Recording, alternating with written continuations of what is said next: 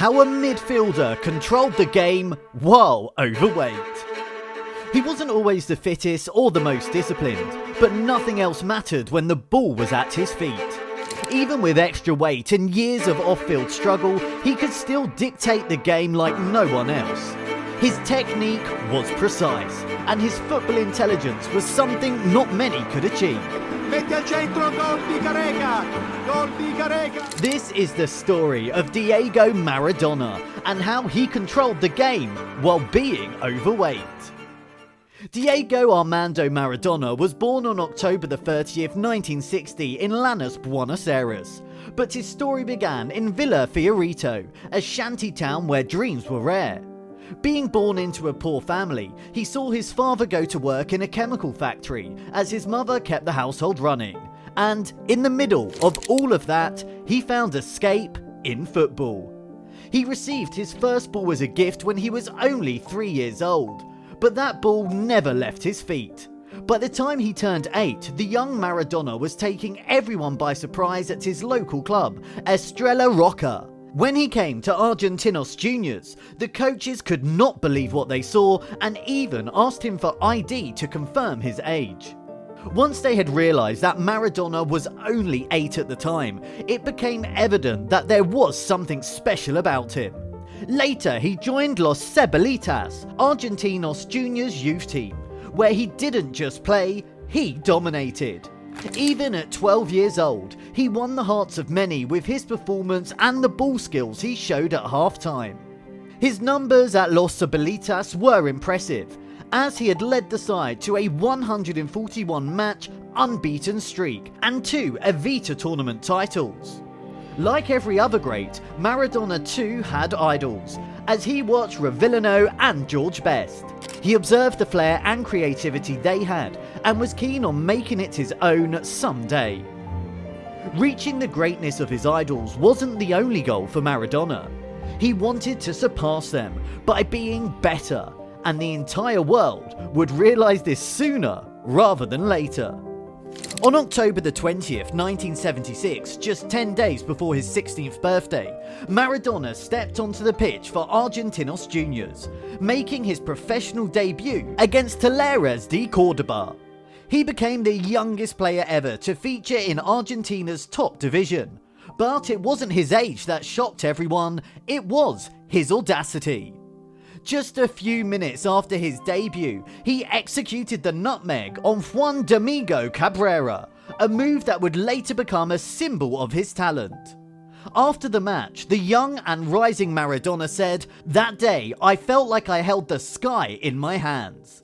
And he did on that day, and for many more days to come. 2 weeks later, on November 14th, he scored his first professional goal, netting the ball against San Lorenzo twice. Despite all the talent he possessed, he only managed to score these 2 goals in his debut season. But these figures would soon change.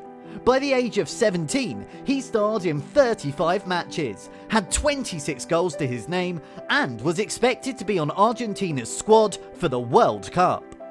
However, many, including him, were shocked to know that he wasn't part of the squad. Instead of taking this cut to heart, Maradona performed even better in the coming seasons and scored 26 goals in 26 games in 1979 and 43 goals in 45 games in 1980. Soon after, he had Europe's biggest clubs chasing after him. River Plate, Argentina's richest club, even offered to make him their highest paid player. But Maradona's eyes were set on Boca Juniors. On February 20th, his dream became a reality when he signed for Boca, and 2 days after signing, he made his debut against Talleres de Córdoba, scoring twice in a 4-1 win. His first Superclásico win against River Plate was even more iconic, as he dribbled past 2 defenders and put the ball in the goal for a 3-0 win. By this time in his career, Maradona had started to have problems with Boca's coach. Despite that, he led the team to the league title, his only domestic trophy in Argentina. After the 1982 World Cup, Maradona made a record-breaking move to Barcelona for £5 million, a fee that shocked the entire world of football. By now, expectations from Maradona were quite high because everyone was well aware of what his capabilities were. He lived up to those standards and had some brilliant moments during his time with Barcelona. However, a major chunk of that run was tainted with struggles, illnesses, weight fluctuations, and off-the-field controversies. The worst part of all of this was that each of these was a mere hint of the chaos that would enter his life later on. Shortly after joining Barcelona, Maradona was diagnosed with hepatitis B. The illness sidelined him for over 3 months, and not only did it drain his energy, it also disrupted his training. While he managed to recover at the time, the virus stayed in his body, and would later be treated for it in 2007. Apart from this, suffering with hepatitis B, combined with other factors, made it challenging for him to manage his weight throughout his career. Because of this, it was clear that Maradona was no longer in his peak physical shape, and concerns regarding his health began to grow. Despite having gained a few extra pounds, Maradona was still unmatched on the field because of natural talent and intelligence, both of which made him stand out.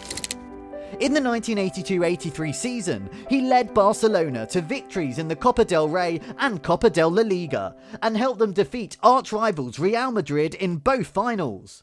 In this phase of his career, one of his most iconic moments came at the Santiago Bernabeu. There, he dribbled past Madrid's goalkeeper and paused right before he rolled the ball in, only to watch a desperate defender slide into the post before he scored. This was one spectacle that earned him the applause of not just Barcelona, but Madrid fans as well, making him a rare footballer to achieve this feat.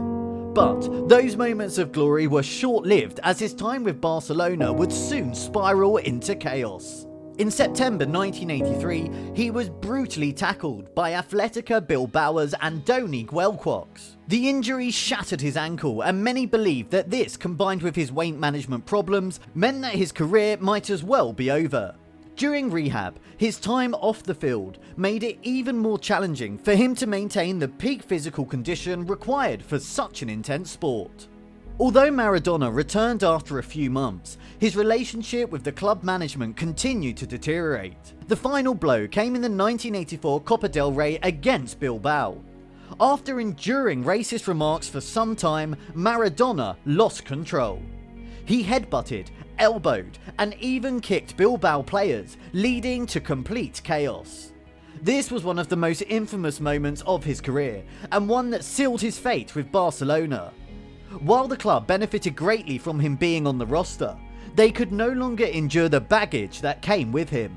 This led to his inevitable departure from Barcelona, with 35 goals in 58 games to his name.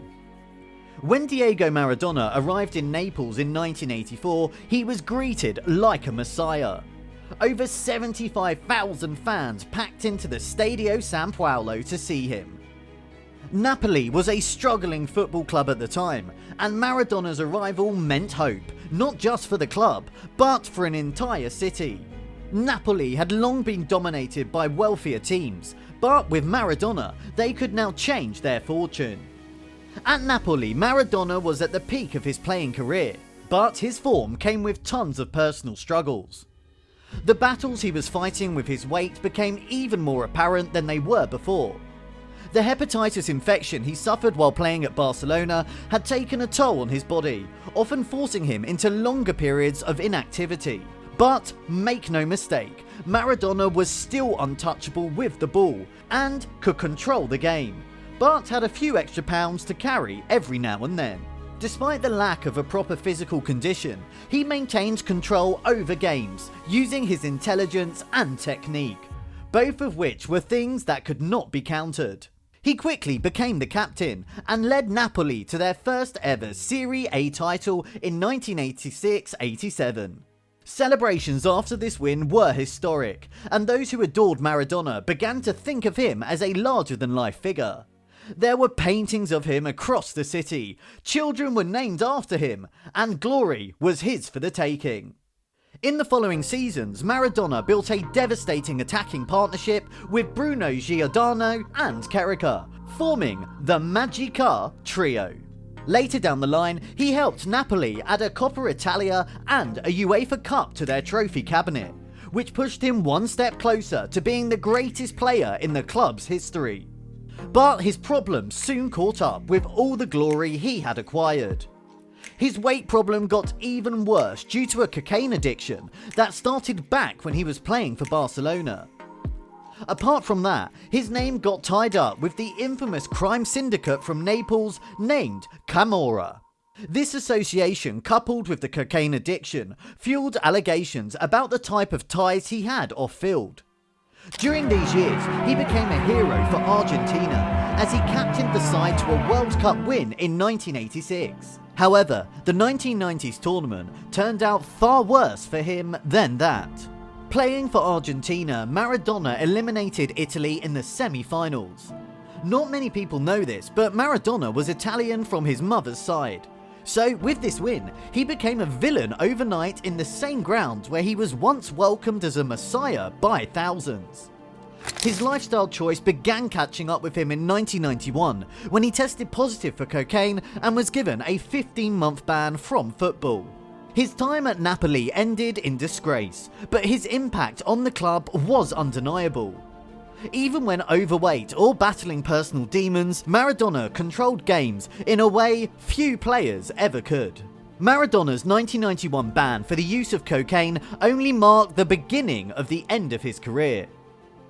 While he continued to play with clubs like Sevilla and Newell's Old Boys, and eventually returned to Boca Juniors, his physical struggles kept getting worse. He was on a fitness decline and experienced significant weight fluctuations. However, none of this had an impact on his ability to control the game, and because of this, Argentina still relied on him for the 1994 World Cup in the US. Determined to prove he could still perform on the world's biggest stage, Maradona started training for the tournament, lost pounds, and got back into shape like never before. He scored a stunning goal in Argentina's opening match against Greece and celebrated in a way that is remembered even today. He screamed into the camera with happiness, and the eyes expressed the raw emotions he felt. Maradona was back, and this was his redemption. But it didn't last long.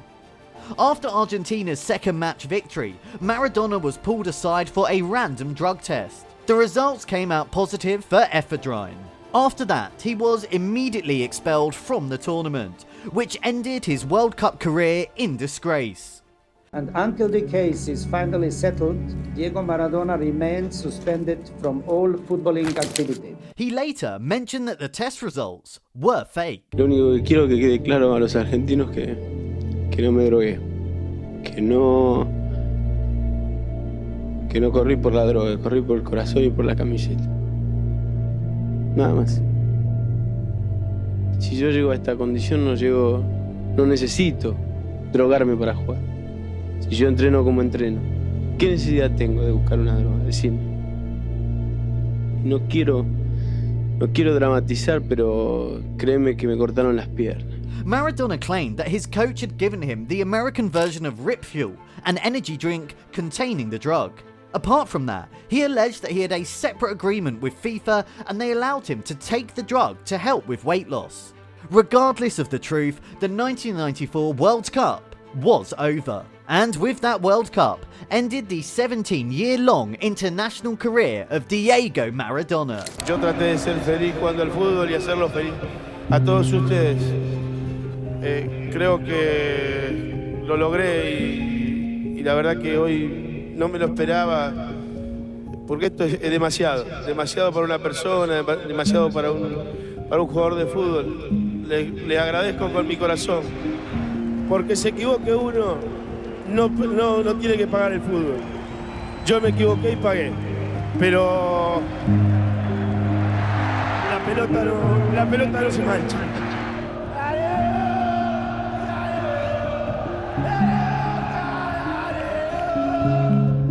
He passed away in 2020 due to cardiac arrest, but even today, he's remembered as one of the greatest who have ever played the game.